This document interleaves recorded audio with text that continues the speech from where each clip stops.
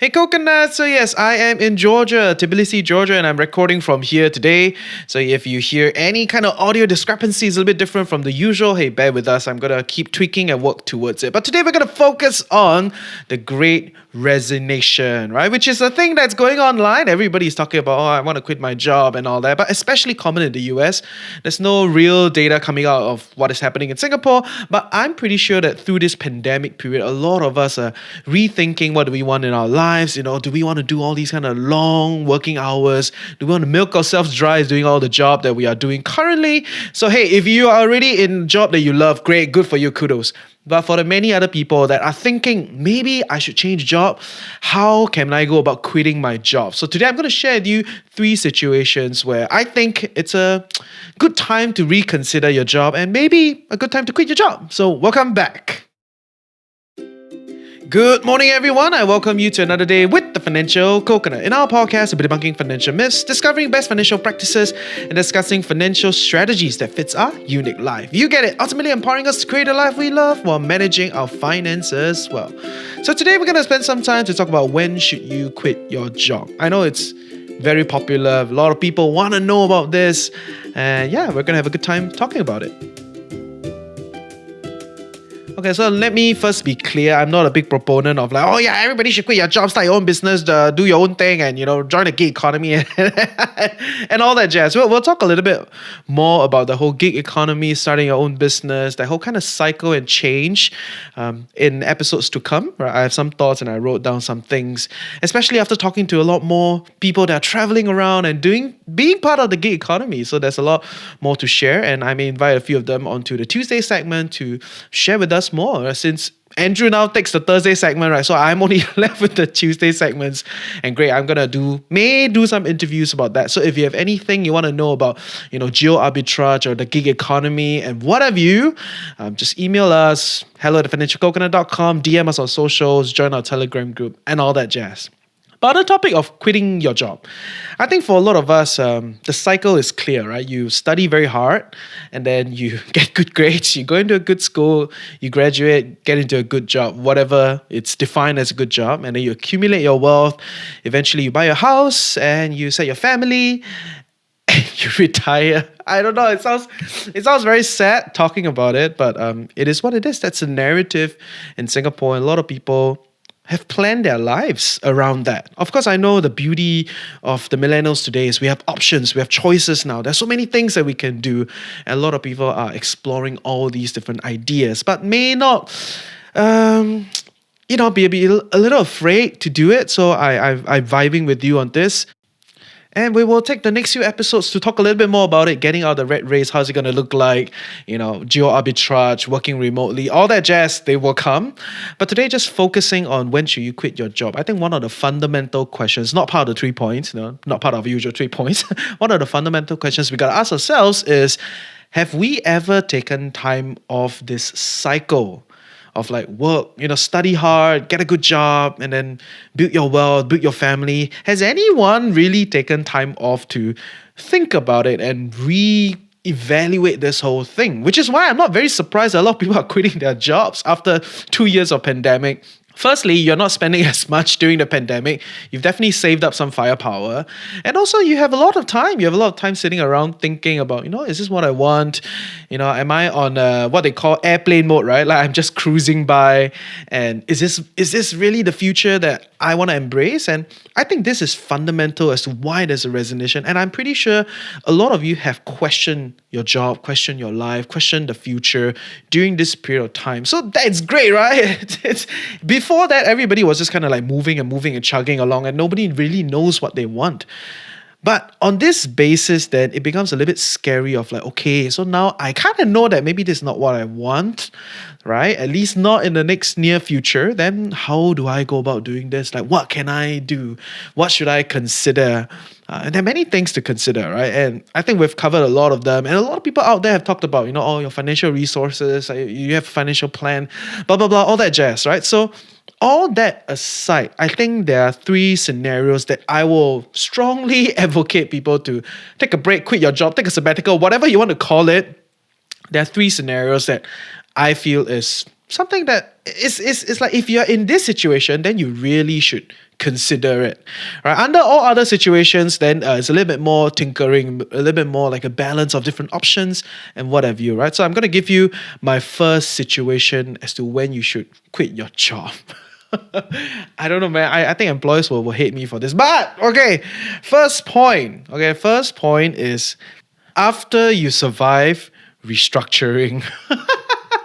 So yes, I know a lot of people take pride in like, oh yeah, I survived restructuring. I didn't get fired, although my company is like cutting resources, cutting corners, cutting costs, and trying to like make the business work. And I survived. I am important in this company. A lot of people take pride in this. I survived restructuring, especially our friends in engineering and finance.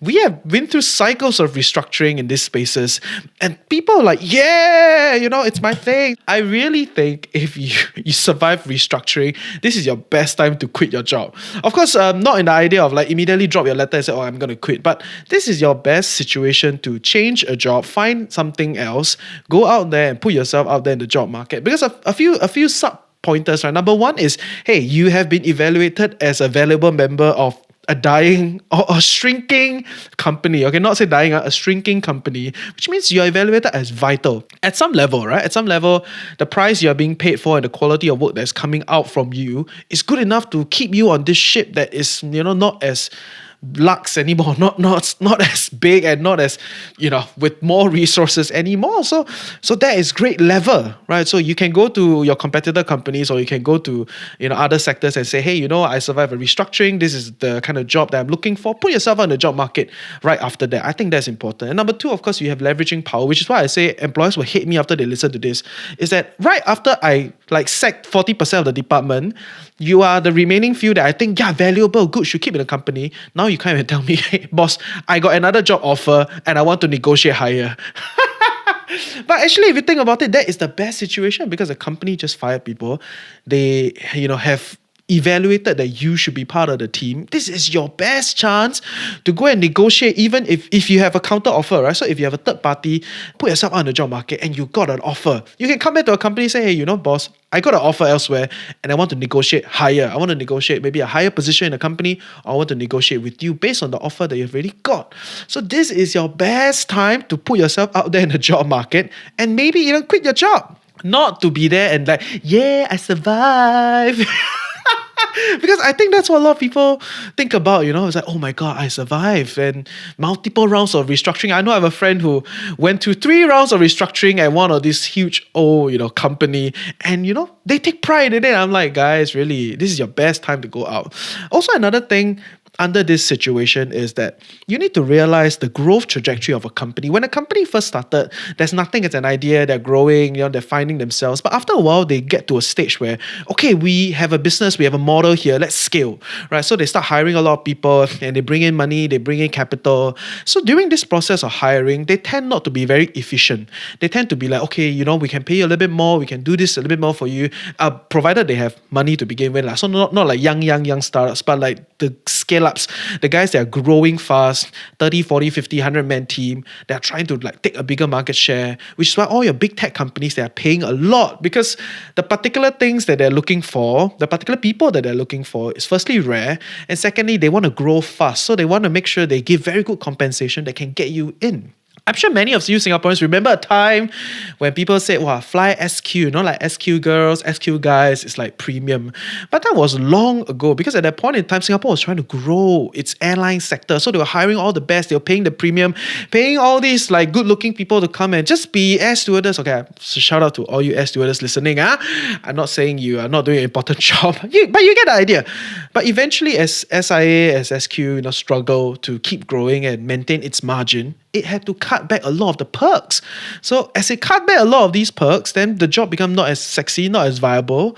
And so a lot of people will start to change out of the sector or they get restructured out, right? So it's the same cycle for all businesses. After they found their business, they grow, they scale, they want to get all these best people, they will pay. There'll be a lot of quote unquote wastage during this period. They'll pay you more, they give you more perks, more offs, more things.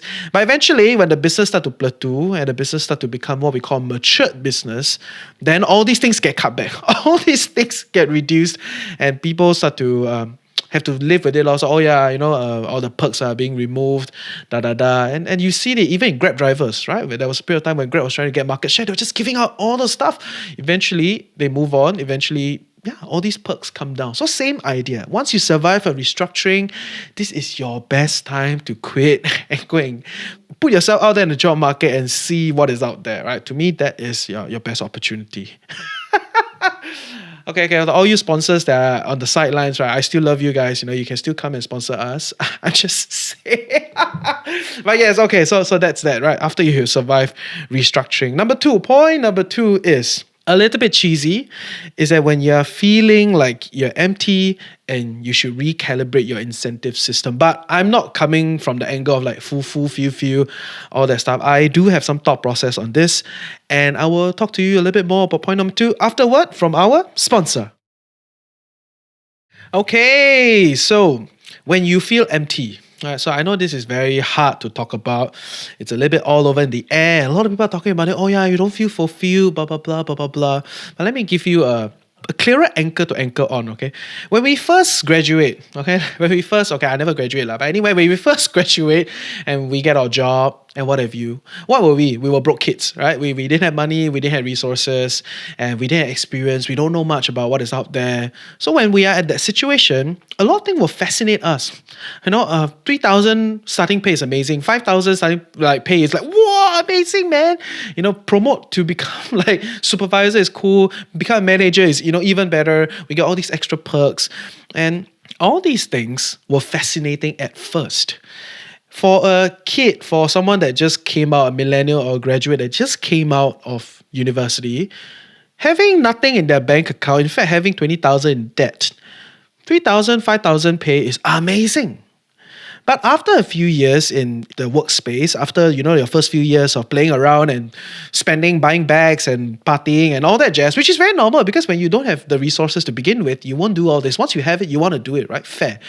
Eventually, I hope, after listening to the podcast, or eventually you fade out of this phase of, just having fun and YOLO, and you start to accumulate wealth. Okay, for whatever reason, it can be a planned accumulation, or it could be like, I'm a little bit sad of like YOLO and partying, or your body just cannot keep up. I mean, guys, really, by 30 years old, you still want to like tung tung tung every weekend. It doesn't work that way. So eventually, you fade out of the phase and you start to accumulate. So as you start to accumulate wealth, from that dude that has $0 in their bank account, 20,000 in debt, to like 50,000, 60,000, 100,000 savings sitting around, or maybe if you marry early, you have a house going on, and you start to have all this accumulation of wealth, and you also accumulate experiences, you also accumulate resources out there with relationship and what have you. You are really in a different incentive situation now. So you cannot blame yourself for feeling like, this is not for me anymore. Of course, because 3 years ago or 5 years ago when you joined a company, you were in a different situation. But now, 5 years later, if you're still in the same company or still in the same sector, and you don't feel as excited, hey, dude, it's normal because you are in a different financial situation. You have a different set of resources. You are just incentivized differently now. Which is why for the longest time ever, a lot of the first world economy were pushing a lot of like job fulfillment, actualization, build good relationships at work and all that. If you think about it, it's because they have moved away from the material level. Essentially, their whole workforce have made money through the process of the growth of the company or the sector or the country, that they have elevated away from material wealth. And they reach a point where they want the whole spirituality, they want the inner world, they want to feel fulfilled and all that, such that in order to keep these guys in the job, the company has to create that, great environment for friendship, great space for you to try new things and all that, right? So it is really just companies trying to help the employees to actualize at a higher order to keep them at the workplace so that they will continue to come. But if you feel like your company is not giving you all that, the great workplace, great understanding boss, good friendship, a lot of opportunity to try new things, then actually all these things, which is all in the discussion out there today, can really be done on your own. You can do it at home. You can do it with your hobby. You can start an interest group. You can join an NGO. There are many things that you could have already done it on your own. But for the longest time, companies were trying to internalize this need of yours so that you continue to work for the company. And I want to clarify that I don't think companies are evil. They just want to pursue their company's interests. So in that sense, you get the idea why things are like this. So if you feel like the company is not giving you that higher order fulfillment, which that means the company passe already, old school, they don't understand this. There are two ways that you can go about doing this, right? One, of course, is to go find the other environment that can give you all these higher actualized needs that you want to go about. Okay, for all of you that don't know, you can go and read Maslow's hierarchy of needs. I think that is one of the easiest presentation of needs so far, humans' order of needs. But I recognize the counter argument. So for all of you that are super deep in sociology, psychology, Maslow's, and whatever you, don't flame me. But for everyone, that has no idea, please go and search Maslow's hierarchy of needs, right? This gives you a clearer idea why at certain level you feel like, there's nothing much here because you have already covered your house, you already have your wealth, you have some sort of savings sitting around that, hey, you ask yourself, maybe I can, stay in Portugal for a while or stay in Malaysia for a while and I'll be fine, right? So you have optionality, things have changed. You want the higher order, the actualization, the love, the relationship, and all that. So like I said, two ways, right? One is you go find a new place that can give you all these things in a package of work. The other is you totally split it out of work. That means you take all these other needs of yours another way, right? So you go on a date, right? Go make some friends, hang out with some people, or go and help out society, do some care work, and all that, right? So there are many things that is going on. I think Singapore government is also trying to do a lot of these things, right? Getting people to go back to society, put more money in a lot of these NGOs, a lot of these initiatives. I know there are a few guys that are running this whole engineering thing where you can go and help to fix things. I can't remember the name, but hey, if any of you NGOs listening and you want to kind of propagate all these extra stuff that you're doing, okay, not say extra, but all these things that you're doing, and you think our community, could send some people over, let us know. We could give you a shout out. But yeah, so that is the idea. When your incentive system change, you will feel empty. You need to meet your higher order needs. So in this situation, you can either quit your job, right? Or you can, fulfill all these needs elsewhere. And I hope this gives you a clearer idea, right? Because I know a lot of people when they talk about this, you feel empty, blah, blah, blah. It's very spiritual, very woo-woo one, right? I hate those woo-woo kind of thing, right? So I hope I have anchored this in a clearer idea why your incentive systems have changed over time, why you're in such a situation, and what can you go about doing, right? So hopefully, it helps you to get a clearer idea. Should you quit your job or should you just fulfill your needs elsewhere? And of course, the third situation where I think you should quit your job is what I call when you have an opportunity of a lifetime. So I know opportunity is also one of those words that's being thrown around every day. Wow, this is a new opportunity, blah, blah, blah, blah, blah, blah. And all that jazz. Okay, generally, I am hype adverse and I'm learning why I am. So over time, I will share with you guys more as I recalibrate what is hype and all that, because I think the world is moving slightly different. So I need to recalibrate this idea of, maybe I shouldn't be so afraid of hype and I should join in a little bit more. I just need to kind of cover my base. So I will talk a little bit more about that another time. But I want to point out this thing called opportunity. So opportunity is a word that's being thrown around a lot. A situation where under normal circumstances, you will never get this. Okay? Opportunity, yeah? Opportunity to me is defined as under normal circumstances, you will never get this. So let's say you're born into an average family like myself. Under normal circumstances, you will never go into the best schools. You will never get a scholarship. That is normal circumstances, right? Because you're born into an average family, you really think you can become a dragon and a phoenix? It's a bit hard, right? So, which is why if you break through, hey, that is an opportunity. If you got a scholarship, that is an opportunity. You should take it. Same for when it comes to career. Under normal circumstances, you may never get promoted. You may be quite good in middle management, but you will never move up because, let's say, nothing happens in a company or you're not being spotted, right? So, let's say somebody in the higher rung, something happened to them, they couldn't fill the role, and in the short period of time, they needed to fill someone, and they want to promote you. Okay, you are this non-scholar guy that kind of grind up from the ground, and they want to promote you. What you should do, you should take it, because that's the opportunity of lifetime. Under normal circumstances, you will never get it. And this is the reality that I think a lot of people need to recognize. Because a lot of us want to believe that, we are special, we are exceptional, and blah, blah, blah. which I don't deny that we may be exceptional, but if we were born into a different situation, or if we grew up in a different environment, we could be even more exceptional, right? I totally hear you on that.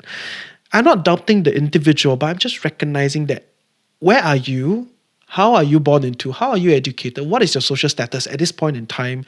There is a normal trajectory for that. And only when something exceptional happens will you be able to break through.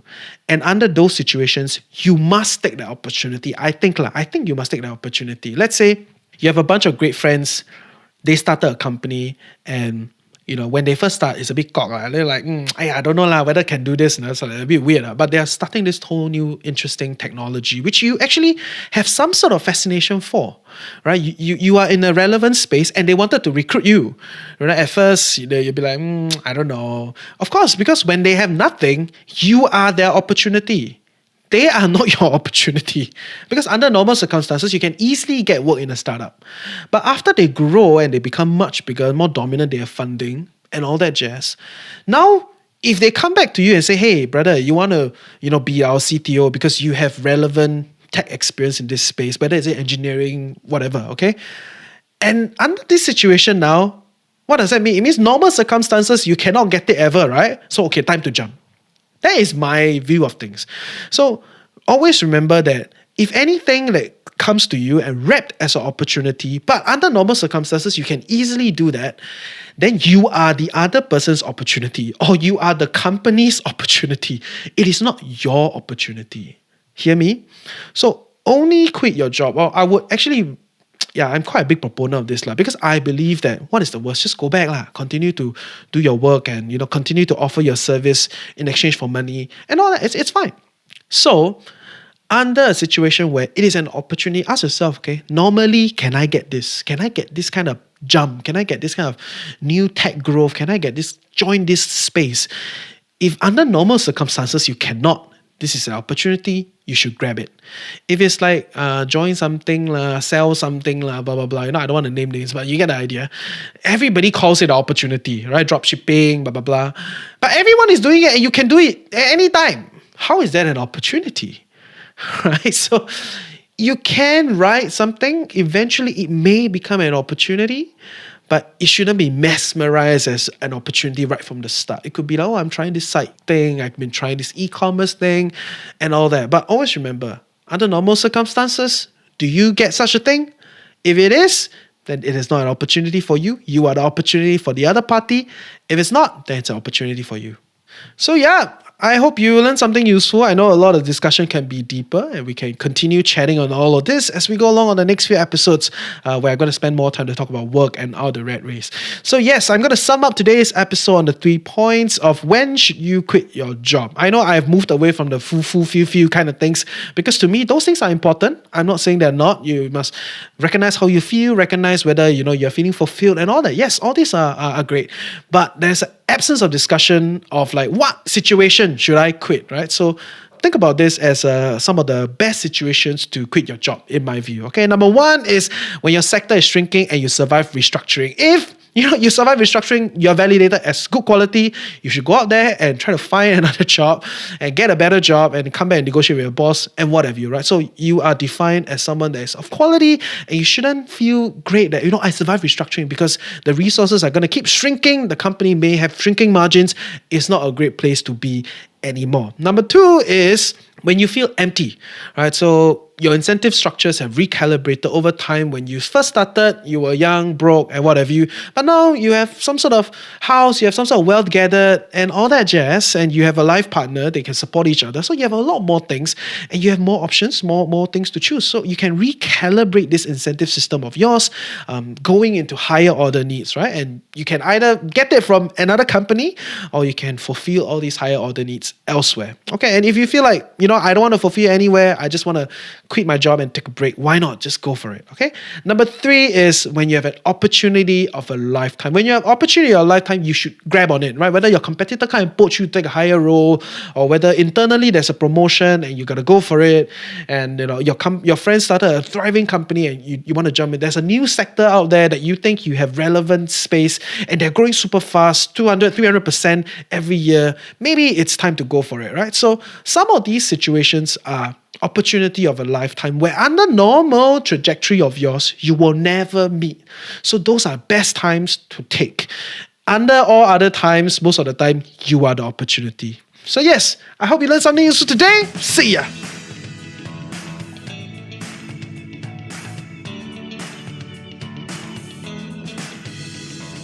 Hey, I hope you learned something useful today and truly appreciate that you took time off to better your life with the Financial Coconut. Knowledge is that much more powerful and interesting when shared, debated, and discussed. Join our community Telegram group, follow us on our socials, sign up for our weekly newsletter. We are doing a weekly newsletter reboot. We're going to have a lot of information within the newsletter. Everything is in the description below. And if you love us and want to help us grow, definitely share the podcast with your friends and on your socials. Also, if you have any interesting thoughts you want to share, or you know someone that we would like to hear from, reach out to us through hello@thefinancialcoconut.com. With that, have a great day ahead. Stay tuned next week, and always remember, personal finance can be chill, clear, and sustainable for all.